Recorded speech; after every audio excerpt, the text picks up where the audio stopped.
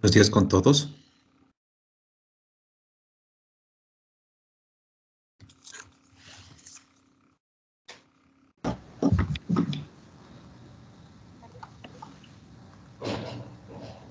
Buenos días, profe, ¿cómo está? Espérenle un ratito a mis compañeros que estaban revisando un documento con el otro profesor y ahorita viene.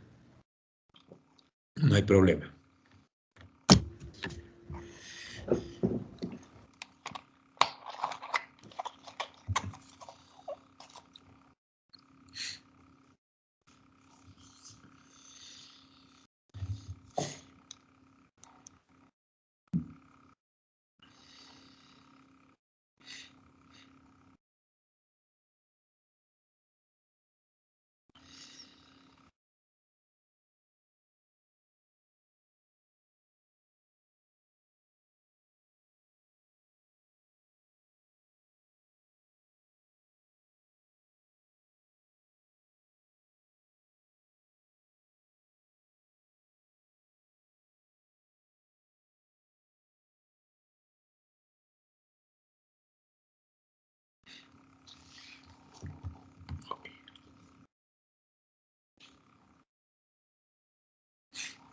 Ok, gracias por su asistencia y su puntualidad.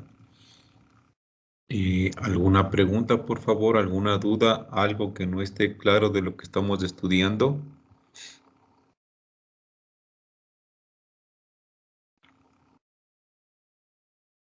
Ok.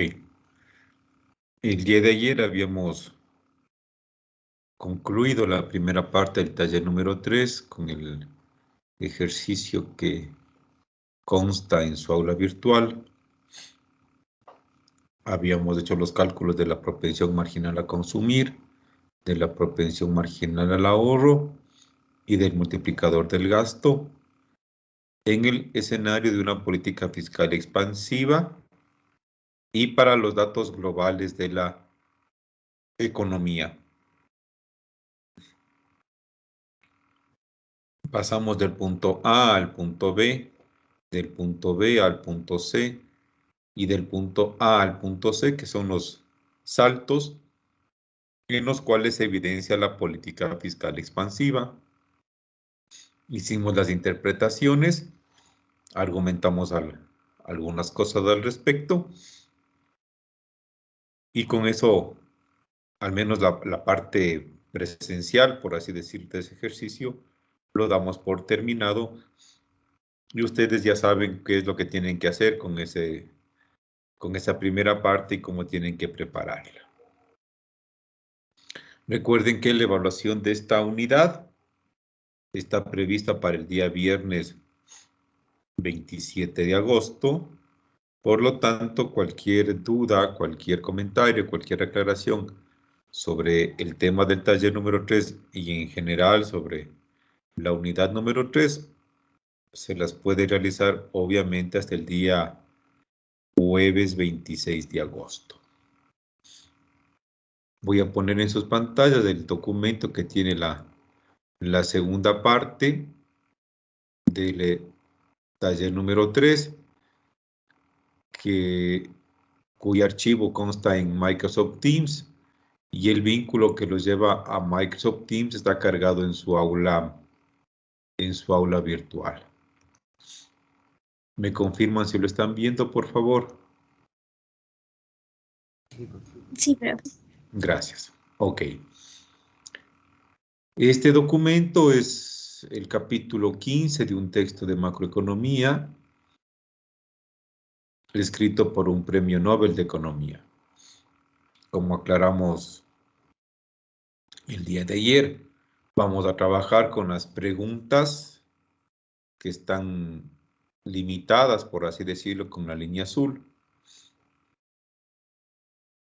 De esas preguntas que están limitadas por la línea azul, las que no logremos trabajar aquí en la clase, quedan como explicación para ustedes. Asimismo, como se les dijo el día de ayer, si ustedes desean leer este capítulo 15 hace referencia al eje central de la unidad número 3, que es la política fiscal. Con toda seguridad, si lo leen, podrán aclarar muchas dudas, muchas inquietudes que tengan o comprender de mejor forma lo que se ha tratado de explicar aquí en la clase. En todo caso, para efectos de su evaluación de la unidad número 3, lo único que vamos a tomar como referencia de este documento, que es parte del taller, son las preguntas y problemas para estudio y la sección de examen de práctica. ¿Ok? Alguien que nos ayude leyendo, por favor, la pregunta número 1. Vamos a trabajar, de este grupo están señaladas la 1, la 2, la 3, la 6, la 7, la 8 y la 11. ¿Ok? Alguien que nos explique, que nos ayude leyendo la pregunta número 1 y que nos ensaye una respuesta, por favor.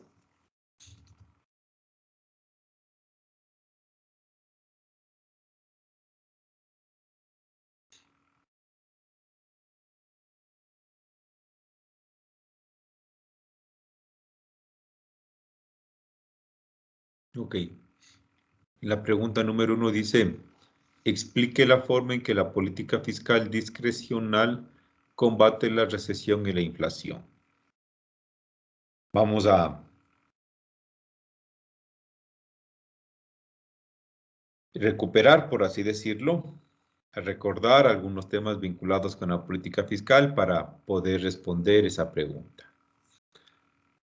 La política fiscal es la encargada de administrar las finanzas públicas del Estado y una de las herramientas de las finanzas públicas constituye el presupuesto general del Estado.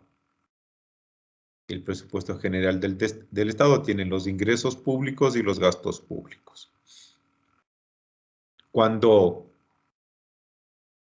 estudiamos algunas de las bases legales de las finanzas públicas, que no son todas, ni tampoco las más importantes, establecimos en la unidad número 1 que algunas de esas bases legales lo que hacían era estipular algún comportamiento económico que tiene que darse de forma obligada. Por eso, en algún momento hemos dicho que la política fiscal tiene dos brazos, por así decirlo. Una parte de la política fiscal que actúa en forma automática y otra parte de la política fiscal que actúa en forma discrecional. Cuando hablamos de la política fiscal que actúa en forma automática, nos referimos, recuerden, a lo que se denominan las reglas macrofiscales, es decir, reglas de cumplimiento obligatorio. Y que en algún momento mencionamos que esas reglas de funcionamiento obligatorio funcionan lo que en economía se conoce como un estabilizador automático. Es decir, cuando pasa esto, automáticamente tiene que hacerse lo otro y de esa forma la economía en teoría se estabiliza en forma automática. Y revisamos o hacemos recuerdo de algunas reglas macrofiscales o estabilizadores automáticos que se llaman. Vamos a recordar dos principalmente y que están escritas en la Constitución. La primera que determina que el gasto permanente tiene que ser financiado con ingreso permanente. Esa es una regla macrofiscal. Es decir, considerando que para gastar debo tener ingresos, no puedo gastar si no tengo ingreso. Eso dice la regla fiscal. ¿Ya? Esa es una regla de comportamiento automático. Si no tengo ingresos permanentes, no puedo hacer gasto permanente. Y recuerden que la otra regla macrofiscal que también estudiamos en la Constitución establece que todo gasto público debe tener su fuente de financiamiento. Es decir, y dado que el gasto público nace por medio de una ley generalmente, si mañana deciden que es necesario construir 20 nuevos hospitales y se genera una nueva ley por eso, entonces esa ley tiene que decir expresamente cómo se va a financiar eso. Ese es un estabilizador automático. No hay gasto si no hay ingreso. Y por el otro lado tenemos, al otro lado de la vereda, lo que se denomina la política fiscal discrecional. ¿Qué es lo que hemos dicho respecto de la política fiscal discrecional? Son las acciones que tiene el Estado para actuar en forma determinada en ciertos momentos, con los tres objetivos en mente, los tres principales objetivos en mente: el crecimiento de la economía, la estabilidad de precios y la generación de empleo. ¿Ok? Entonces, de esa forma aclaramos conceptualmente la primera línea, una política fiscal discrecional. Recuerden que en la unidad número 1, cuando estudiamos el Producto Interno Bruto, mencionamos el tema de los ciclos económicos y decíamos, o se establece un ciclo como una fase de comportamiento, épocas altas y épocas bajas de crecimiento o de comportamiento del PIB. Una recesión es cuando el Producto Interno Bruto, la economía, en vez de crecer, decrece. Nosotros en esta pandemia, en esta crisis, estamos en una recesión.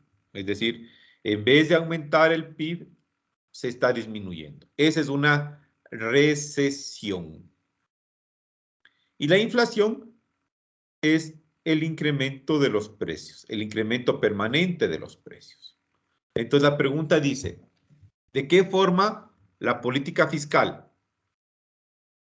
discrecional, es decir, de qué forma el Estado puede tomar decisiones de ingreso público y o de gasto público que crea conveniente para combatir la recesión y la inflación? Es decir, para que en vez de que el PIB disminuya, el PIB empiece a crecer. Y para evitar que la inflación suba y mantener cierto nivel de estabilidad en los precios. Dicho esa aclaración, ¿quién nos quiere enseñar una respuesta a qué se puede hacer desde la perspectiva de la política fiscal para combatir la recesión y la inflación?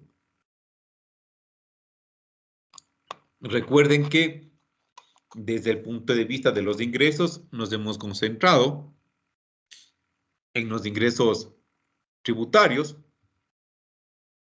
principalmente, que son los que puede manejar el Estado, que son ingresos permanentes. Y desde el punto de vista del gasto, nos hemos concentrado principalmente en la clasificación primaria de este, permanente y no permanente. Entonces, repito la pregunta. Con esas aclaraciones, ¿quién nos quiere explicar o quién nos quiere decir qué podría hacer el Estado desde el punto de vista de la política fiscal discrecional para combatir la recesión? Es decir, lograr que el PIB, en vez de disminuir, suba, y que en vez de que los precios suban mucho, darles estabilidad, es decir, que ya no suban los precios y que se mantengan en un cierto nivel. ¿Alguien nos quiere ensayar una respuesta, por favor?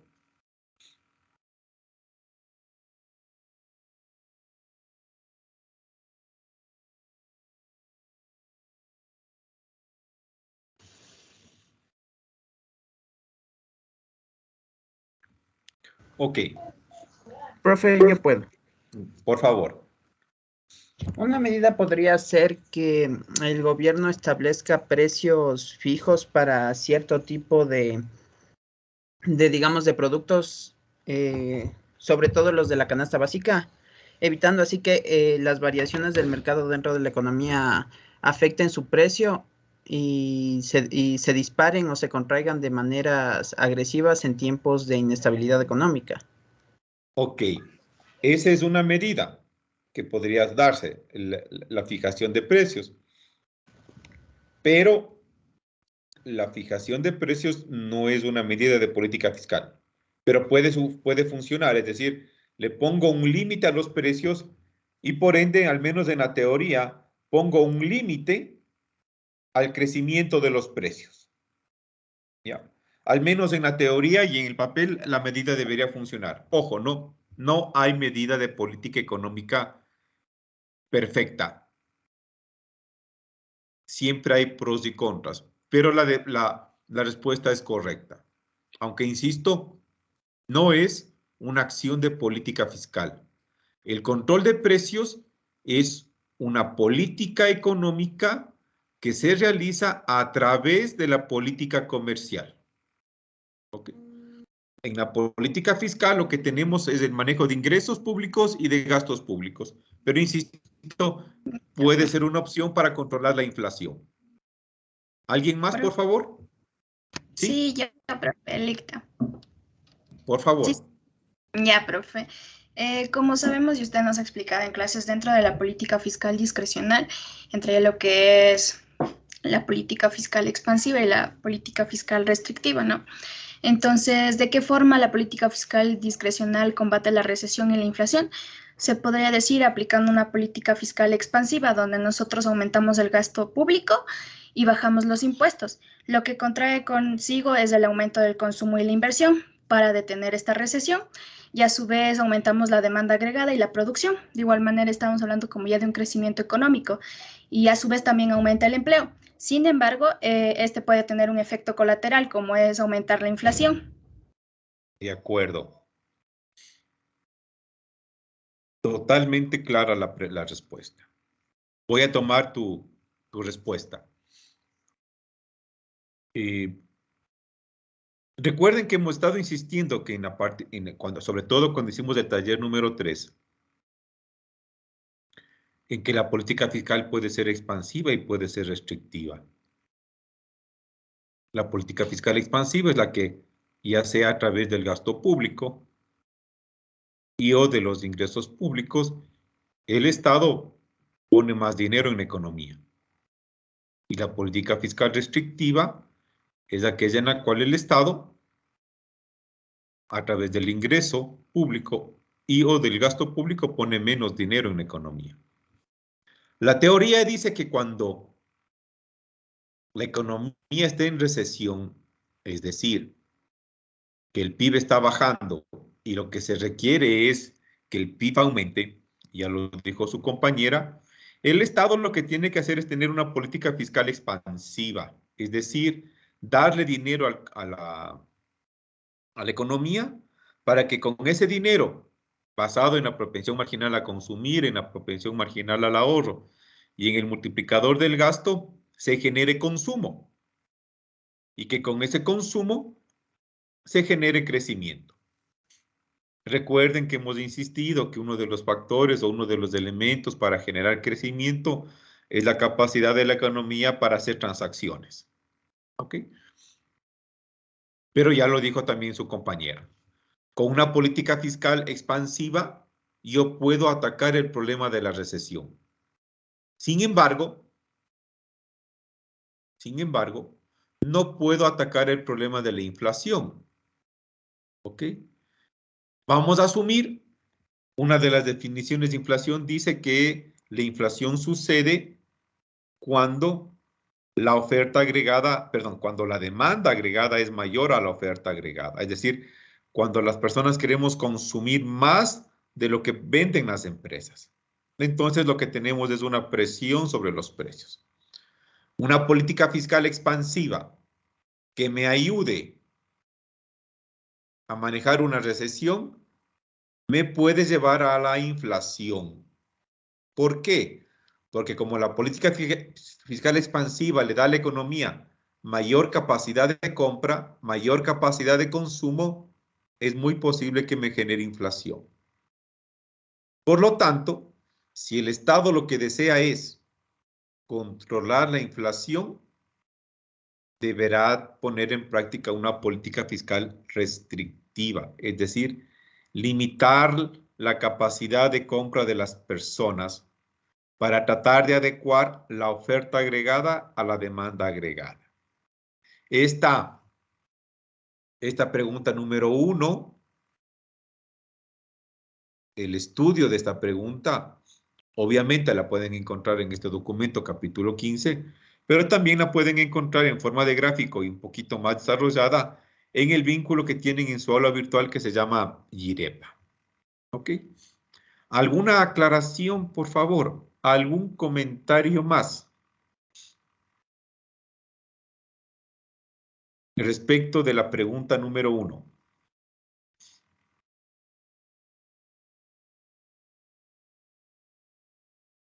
Ok. Vamos a saltarnos la pregunta número 2 y vamos a ir a la pregunta número 3.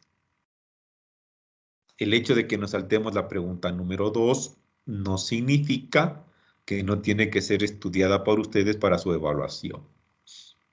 La pregunta número 3 dice, voy a leer la pregunta y vamos a ir literal por literal y vamos a pedir la respuesta. La pregunta dice, en cada uno de los siguientes casos, explique si la política fiscal es expansiva, restrictiva o neutral. ¿Qué significa expansiva? Que el Estado pone dinero en la economía. Recuerden que es expansiva cuando aumenta el gasto público o disminuye los impuestos. Restrictiva, cuando el Estado quita dinero de la economía.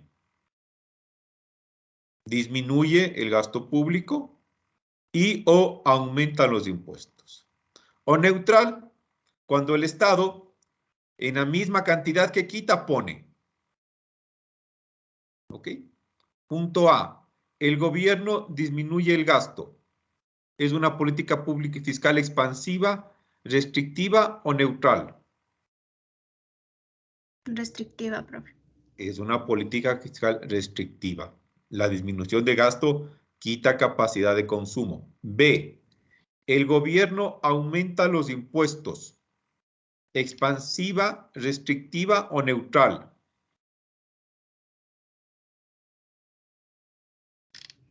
Restrictivo.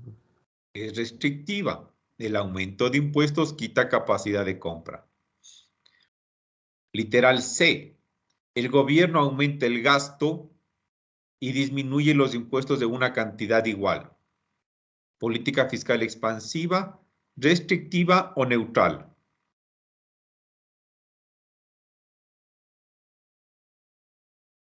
Puede ser expansiva y a la vez neutral, profe. ¿Por qué es expansiva?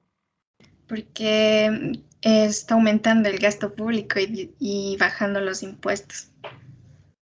Al aumentar el gasto, es expansiva. Al disminuir los impuestos, también es Expansiva. expansiva. Por lo tanto, esa política fiscal es eminentemente expansiva. Para que sea neutral, por ejemplo, en el punto C tendría que haber dicho algo como lo siguiente. El gobierno aumenta el gasto y aumenta los impuestos en una cantidad igual. De esa forma, lo que aumente el gasto, lo quita por incremento de impuestos. Por lo tanto, el literal C es una política fiscal expansiva. Y la primera parte de tu respuesta es correcta entonces. ¿Ok? ¿Alguna pregunta, alguna inquietud sobre la pregunta número 3, por favor?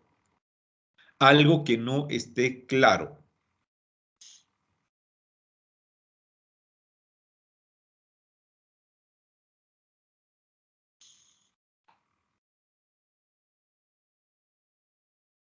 Ok. Vamos a la pregunta número 6.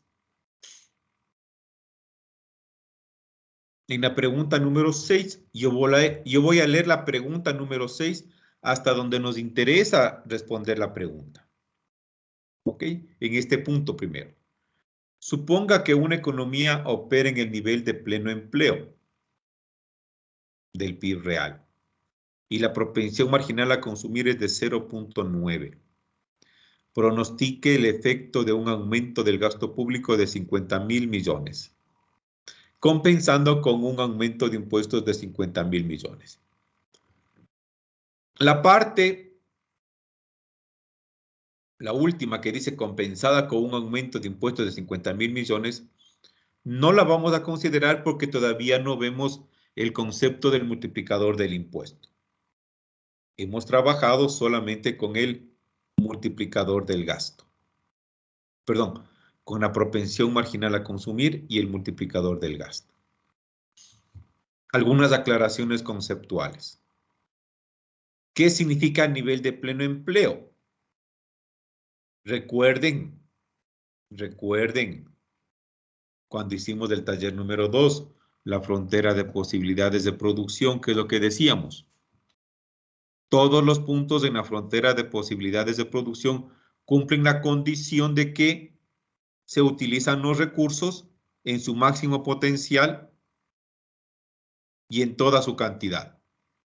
Cuando en la economía se habla de nivel de pleno empleo, deben saberlo por su curso de macroeconomía, significa que al menos el recurso mano de obra se está utilizando en el nivel que requiere que la economía se utilice.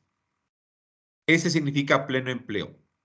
No significa que están trabajando todas las personas.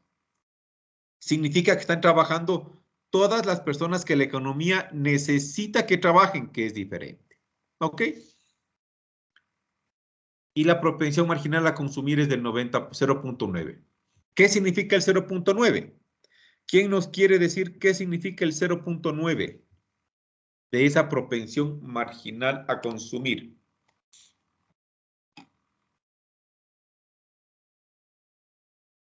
Que de cada unidad de valor, el 90%, digámoslo así, es lo que consume y un 10% es el ahorro.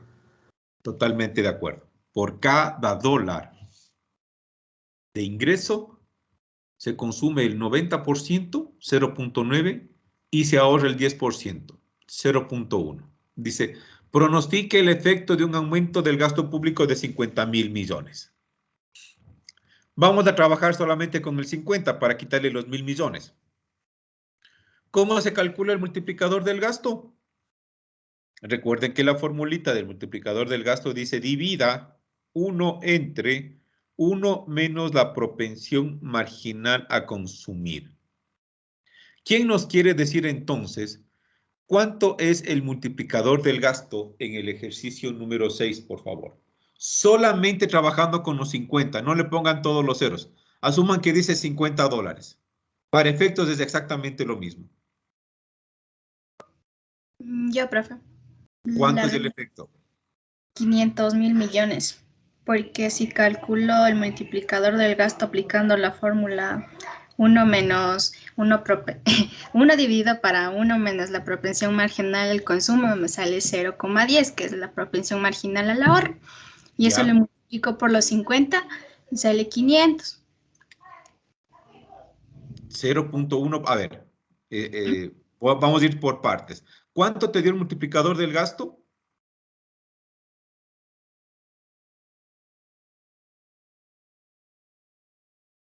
10, profe.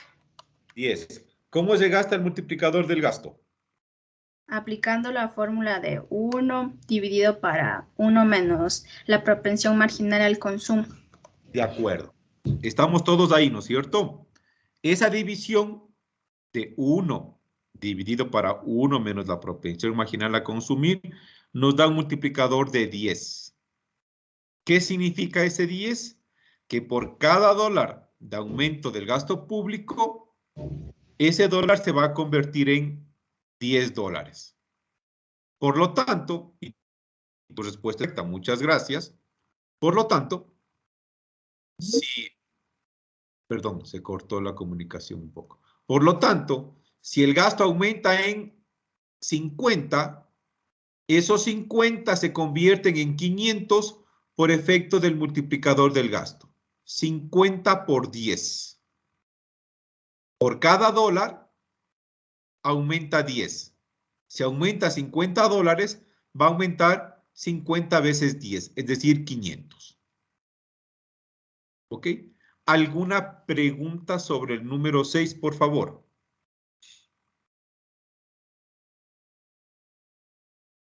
¿Alguna aclaración sobre el número 6?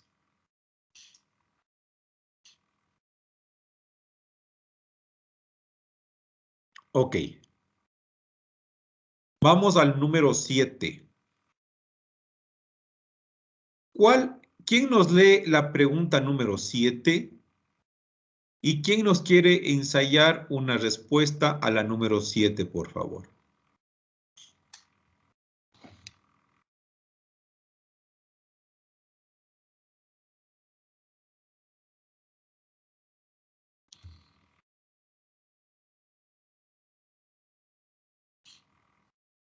¿Alguien que lea la número 7, por favor, y nos ensaye una respuesta?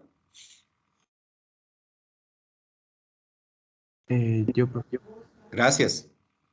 dice, ¿por qué es más expansivo un aumento del gasto público de 100.000, no, sí, 100.000, que una disminución de impuestos de 100.000 millones?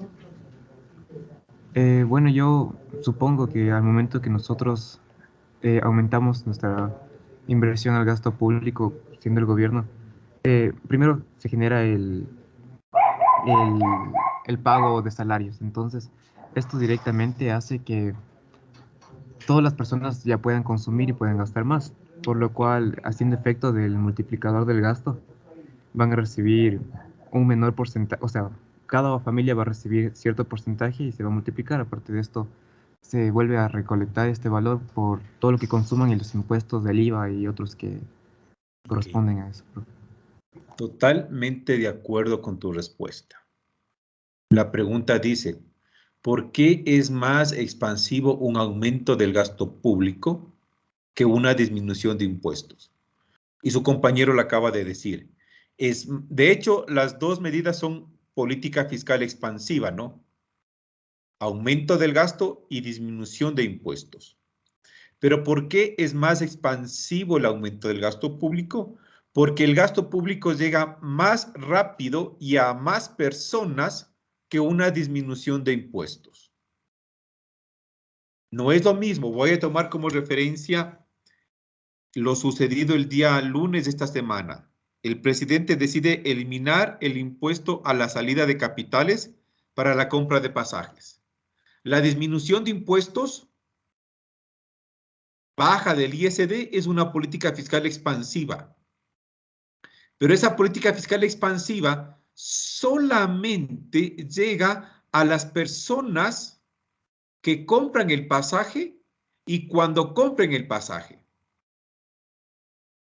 Pero si el Estado decide aumentar el gasto público, por ejemplo, haciendo una escuela, es muy probable que, que esa escuela tenga un efecto mucho más fuerte que la disminución del impuesto, porque la construcción de la escuela tiene un mercado, por así decirlo, mucho más amplio que la disminución del impuesto.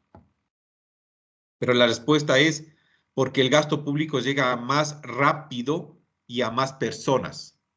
La disminución del impuesto llega un poco menos rápida y a menos personas. ¿Ok? Me disculpan un momentito, por favor.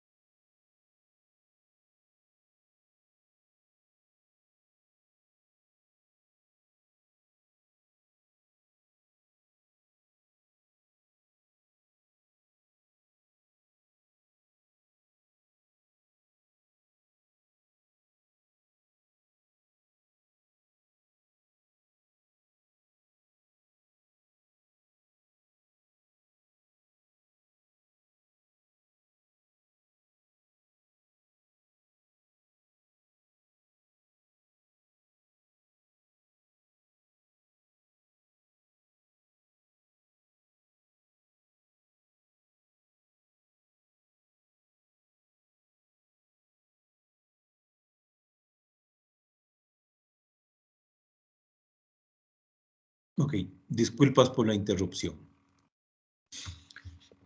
Por eso es que el Estado, cuando aplica la política fiscal expansiva, prefiere ir por el lado del gasto público y no de los impuestos. Primero porque el impuesto requiere en ocasiones de una reforma legal que tiene que pasar por la Asamblea. Mientras que la definición de gastar más es simplemente una decisión del Estado. ¿Ya? Por eso el gasto público es más rápido y en teoría, al menos un poco más eficiente para hacer la política fiscal expansiva. ¿Ok?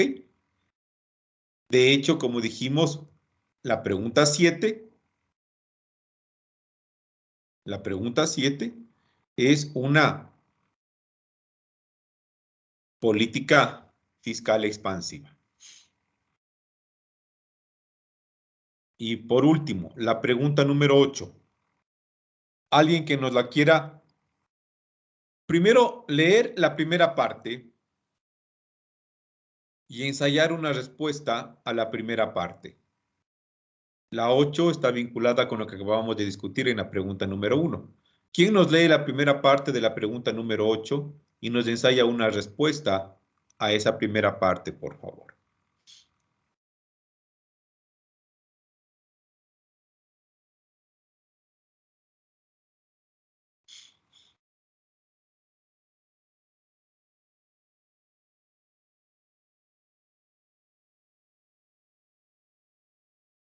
Ok. La primera parte de la pregunta número 8 dice, ¿cuál es la diferencia entre la política fiscal discrecional y los estabilizadores automáticos? ¿Qué es una política fiscal discrecional? La que el Estado o las acciones que el Estado decide tomar en determinados momentos de la economía. ¿Qué es un estabilizador automático?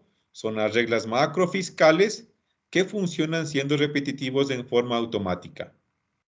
Todo ingreso, todo gasto debe estar financiado con su ingreso.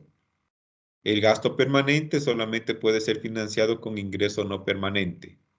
El gasto no permanente solamente puede ser financiado con ingreso no permanente. ¿Ok?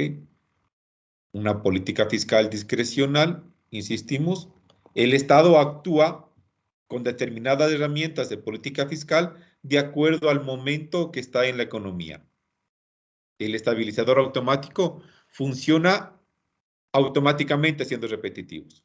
No requiere de ninguna medida o ninguna definición de política fiscal del gobierno. ¿Ok? ¿Cómo influye el ciclo de negocios en los superávit y déficit presupuestales? Recuerden que una parte importante, mejor dicho, el presupuesto tiene dos partes, los ingresos y los gastos. En la parte de ingresos tenemos la principal parte son los impuestos. Entonces, cuando hablamos de ciclos de negocios, hablamos de momentos altos y de momentos bajos de negocio. Cuando a los negocios les va bien, entonces el Estado, en la teoría, puede recaudar muchos impuestos y a lo mejor generar un superávit. Y cuando los negocios están mal, el Estado no recauda impuestos y en teoría generar un déficit presupuestal. Este año y medio de pandemia hemos tenido un ciclo bajo de negocios. Por lo tanto, un ciclo bajo de recaudación de impuestos y sumado a otros conceptos, un déficit presupuestal. Recuerden que el déficit nace de comparar ingresos menos gastos. En el caso de la pregunta número 8, para efectos de la respuesta de la pregunta número 8, estamos suponiendo que cuando a los negocios les va bien, el Estado va a recaudar más impuestos y por lo tanto va a generar un superávit fiscal. Si a los negocios les va mal, están en caída, el Estado va a recuperar menos impuestos y por lo tanto va a generar un déficit fiscal. Esta es la argumentación para la respuesta de la pregunta número 8. Sin embargo, hay que aclarar que el superávit fiscal o el déficit fiscal que nacen de la comparación de ingresos y gastos, obviamente amerita analizar ingresos y gastos. Si, por ejemplo, en una época alta de negocios, el Estado recauda más impuestos, pero al mismo tiempo gasta mucho más de lo que recauda, es obvio que va a tener un déficit. En una época baja de negocios, el Estado va a recibir menos impuestos, pero si logra gastar muchísimo menos de lo que va a recibir, entonces va a tener un superávit. En realidad, lo único que podemos asegurar es que cuando el Estado deja de tener ingresos, con seguridad va a tener un déficit fiscal. Pero no podemos asegurar que cuando el Estado aumente sus ingresos, va a tener un superávit fiscal. ¿Ok? ¿Alguna pregunta, por favor? Algo que no esté claro respecto de la pregunta número 8.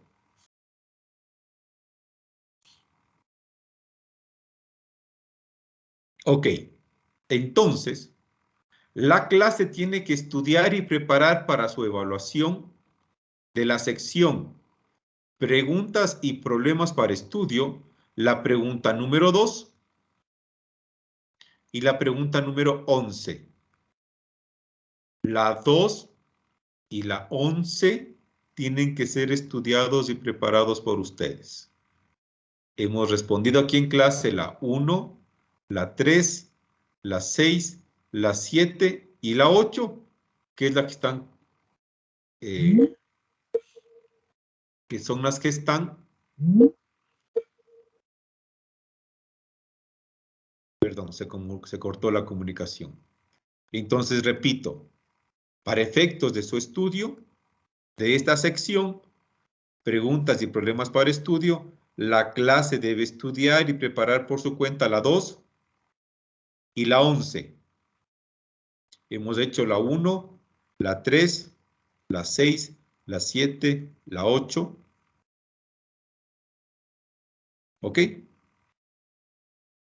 ¿Alguna pregunta, por favor? ¿Algún comentario? ¿Alguna aclaración?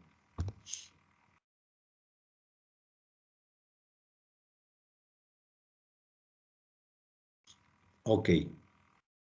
Gracias por su tiempo y su paciencia.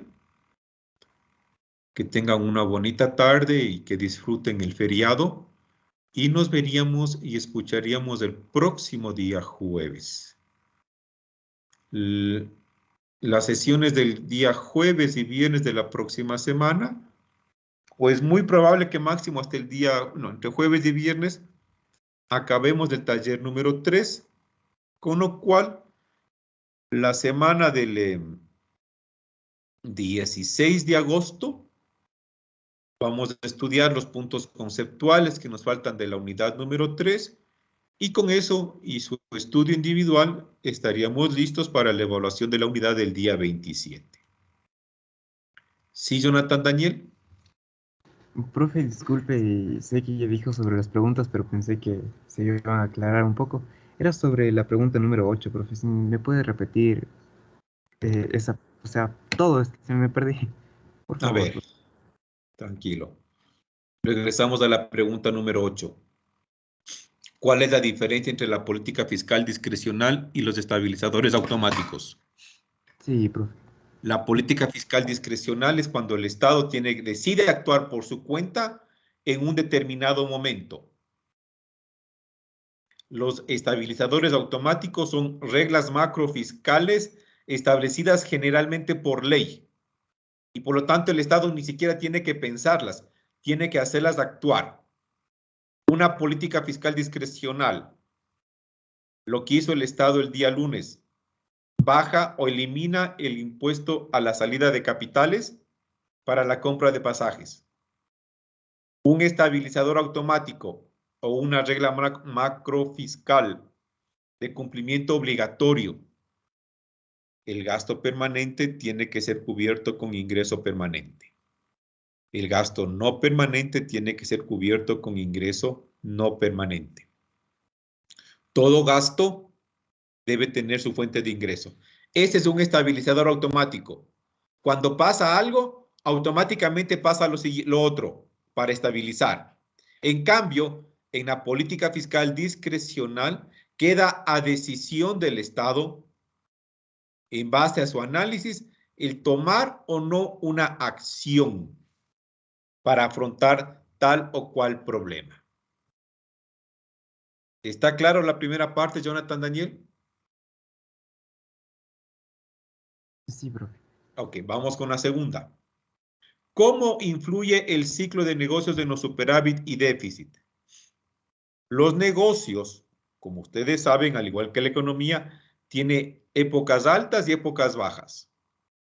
En épocas altas, cuando vende más, se supone que el Estado va a recaudar más impuestos. Y si recauda más impuestos, en teoría debería tener un superávit presupuestal. En épocas bajas, como las que vivimos de este momento, las empresas no venden,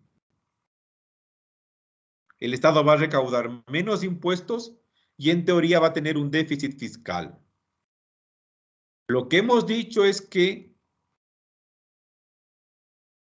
en principio, lo único que podemos asegurar es que cuando el Estado tiene menos ingresos, menos impuestos recaudados, con seguridad va a tener un déficit.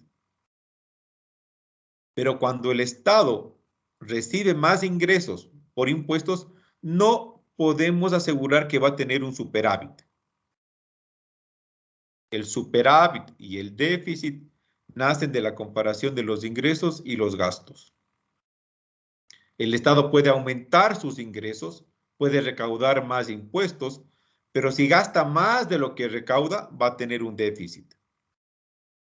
Si el Estado deja de recaudar impuestos porque las empresas no están vendiendo, pero también tiene la habilidad para dejar de gastar más de lo que deja de recibir, va a tener un superávit. ¿Ok? ¿Respondí tu pregunta, Jonathan Daniel?